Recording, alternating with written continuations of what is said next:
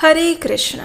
आप सभी को इस अपरा एकादशी की बहुत सारी शुभकामनाएं। परम भगवान श्री हरि आपकी समस्त मनोकामनाओं को पूर्ण करते हुए, आपके प्रयासों की सराहना करते हुए आपको उनकी शुद्ध भक्ति प्रदान करें, ऐसी हम प्रार्थना करते हैं। ज्येष्ठ मास के कृष्ण पक्ष में आने वाली ये अपरा एकादशी मनुष्य के मेरु समान पापों को भी ध्वस्त करने की क्षमता रखती है। जो भी मनुष्य प्रेम पूर्वक, श्रद्धा, निष्ठा और संपूर्ण विधि अनुसार इस अपरा एकादशी का पालन करते हैं, उनकी आध्यात्मिक गति सुनिश्चित है।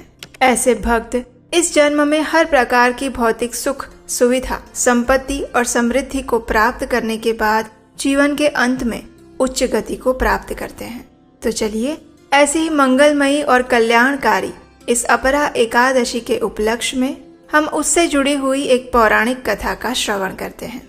आइए आज की कथा आरंभ करते हैं। नदी के किनारे बसा हुआ एक सुंदर और समृद्ध राज्य आज किसी अनहोनी घटना को देखने वाला था। ऐसा लग रहा था मानो हरियाली और खुशहाली का साम्राज्य समाप्त हो रहा था। सभी घरों में दीपक बुझ चुके थे और घर वाले निद्रा देवी के अधीन हो चुके थे। धर्म की ध्वजा लहराने वाले राज्य में आज अधर्म का आचरण होने वाला था। वैसे तो ये अमावस्या से पहले 14वीं की अंधेरी रात थी और हालांकि कुछ प्रहर बाद सूरज निकलने ही वाला था, लेकिन शायद नगर वासियों के भाग्य का सूरज हमेशा के लिए डूबने वाला था।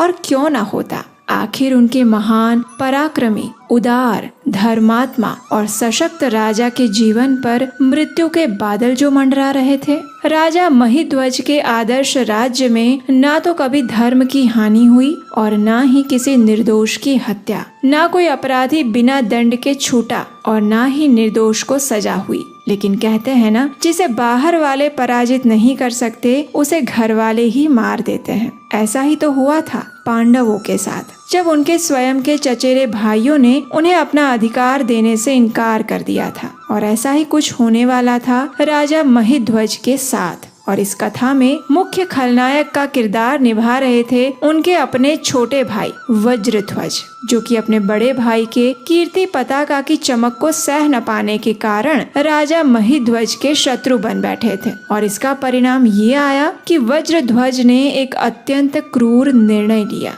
उसके कानों में राजा महिध्वज की लोकप्रियता के शब्द गूंज रहे थे और वो उसे शांति से सोने नहीं दे रहे थे। ईर्ष्या और द्वेष उस पर पूर्ण रूप से हावी हो चुके थे। आखिरकार वो उठा उस अंधेरी रात में अंधकार से भी ज्यादा काला कृत्य करने के लिए। उसके कदम राजा महिध्वज के कक्ष की ओर बढ़ रहे थे।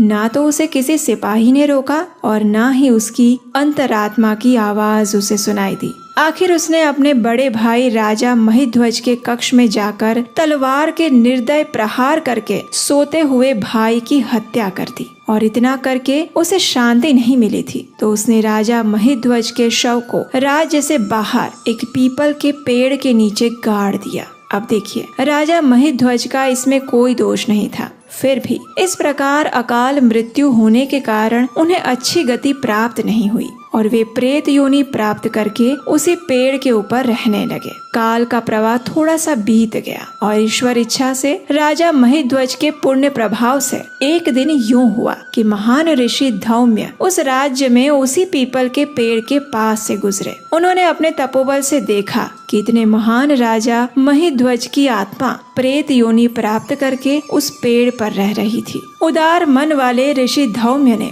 इस प्रेत की योनि में रहने वाले राजा महिध्वज को पेड़ से नीचे उतारा और उन्हें परलोक विद्या का दान दिया। अब देखिए, सत्पुरुषों की उदारता की कोई सीमा नहीं होती। उनकी करुणा का सागर सबके लिए एक समान रूप से बहता है। तो बस ऋषि धौम्य ने भी राजा को इस प्रेत योनि से मुक्ति प्रदान करने के लिए अपरा एकादशी का अनुष्ठान किया। इस व्रत के पालन से उन्हें जो पुण्य फल प्राप्त हुआ उसे उन्होंने राजा महिध्वज को प्रदान कर दिया और उसी पुण्य फल के परिणाम स्वरूप राजा महिध्वज को प्रेत योनि से मुक्ति प्राप्त हुई। उन्होंने कृतज्ञता व्यक्त करते हुए ऋषि को प्रणाम किया और आध्यात्मिक लोक की ओर गमन कर लिया।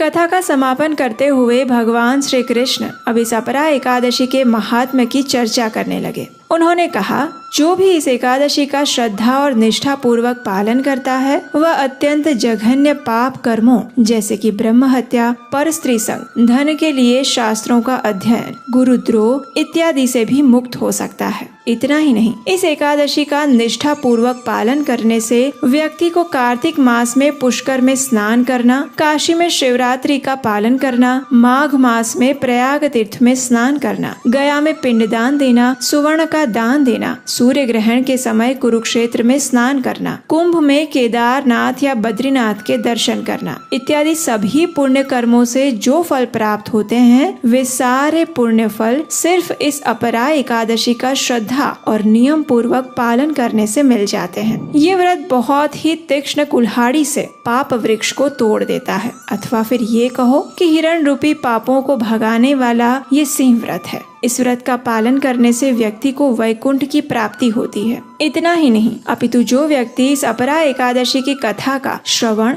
या पठन भी करता है वो भी सभी पापों से मुक्त हो जाता है। तो इसलिए आज इस कथा का श्रवण करके आपको तो अनंत पुण्य फल की प्राप्ति हो चुकी है। अब आप इसे अपने मित्रों और परिवारजनों तक भी पहुंचाइए, जिससे उनका भी इस एकादशी कथा का श्रवण करके उद्धार हो सके। इस कथा के विषय में ये भी कहा गया है कि इस कथा को एकादशी व्रत पालन के दिन पूर्ण स्वरूप में अवश्य सुनना चाहिए। जो भी व्यक्ति एकादशी का व्रत पालन करता है उसे व्रत धारण करके उपवास के साथ एक आसन पर बैठकर इस कथा का श्रवण अथवा पठन अवश्य करना चाहिए। चलिए अब बात करते हैं एकादशी के दिन हमारा मुख्य कर्तव्य क्या होना चाहिए। एकादशी तिथि का जब प्रादुर्भाव हुआ तब भगवान नारायण ने उसे ये वरदान दिया था कि जो भी व्यक्ति इस व्रत का श्रद्धा और नियम पूर्वक पालन करेगा उसके समस्त पूर्व पाप कर्मों का नाश हो जाएगा, उसे सर्वोच्च आध्यात्मिक फल मिलेगा और यहाँ तक कि उसे भगवान के वैकुंठ धाम की भी प्राप्ति होगी। लेकिन यहाँ पर हमें एक बात समझनी चाहिए कि श्रद्धा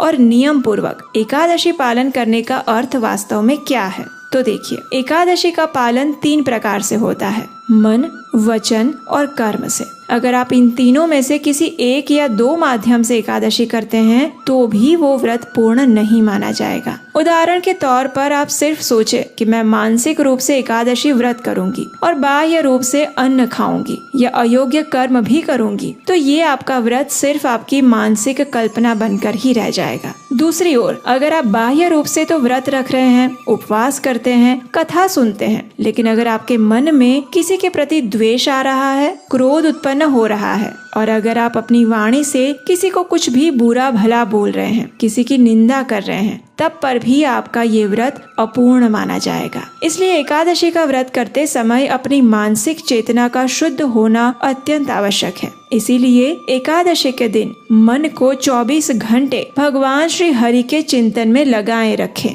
वचन को उनका हरिनाम जप करने में और कीर्तन करने में लगाएं और कर्म के द्वारा एकादशी का उपवास करें। हरे कृष्ण महामंत्र की माला का जप करें, तुलसी पूजन और भगवान की सेवा करें और इस प्रकार आप मन, वचन और कर्म से एकादशी व्रत का पालन कर सकते हैं। एकादशी का व्रत करना और करवाना ये प्रत्येक सनातन धर्म का पालन करने वाले व्यक्ति का कर्तव्य है और इसलिए हम अपने इस चैनल के माध्यम से ये छोटा सा प्रयास कर रहे हैं, जहां हम मात्र अपने वैदिक ग्रंथों और शास्त्रों से प्रमाणभूत जानकारी आपके लिए लेकर आते हैं और वो भी बिना किसी मिलावट के। अगर आपको हमारा ये प्रयास सराहनीय लगता है तो इस कार्य को आगे बढ़ाने में आप हमारी सहायता कर सकते हैं। स्क्रीन पर दिए गए नंबर पर अपना आर्थिक योगदान भेजकर आपके द्वारा प्राप्त हो रहे सहयोग से हमारी टीम का उत्साह तो बढ़ता ही है, लेकिन सनातन शिक्षा को संपूर्ण विश्व में फैलाने का पुण्य फल भी